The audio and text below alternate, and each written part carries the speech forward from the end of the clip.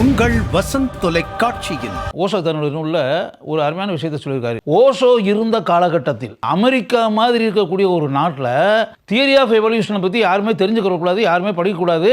அதே நேரத்தில் சோவியத் யூனியனில் எந்த தடையும் இல்லாமல் சார்ல்ஸ் டார்வினுடைய தியரி ஆஃப் எவல்யூஷன் பற்றிய நூல் மக்களால் படிக்கப்பட்டு இருக்கிறது. பிரபல பத்திரிகையாளர் எழுத்தாளர் திரு சுரா அவர்கள் இந்தியா உலகிற்கு அளித்த கொடை என மதிக்கப்படும் திரு ஓஷோ அவர்களை பற்றி தான் உணர்ந்த கற்ற உயர்ந்த விஷயங்களை உங்களுடன் பகிர்ந்து கொள்கிறார். ஒரு மனிதன் தேவையற்ற விஷயங்களை தன்னுடைய மூளையில் இருந்து மனதில் இருந்து அவன் வெளியேற்ற வேண்டும். அப்படி இருந்தால்தான் அவன் நிம்மதியான மனிதனாக இருக்க முடியும் என்று ஓஷோ தன்னுடைய நூலில் பதிவு செய்திருக்கிறார். ஓஷோ உலகம் வரும் புதன்கிழமை காலை 10 மணிக்கு காணத் தவறாதீர்கள்.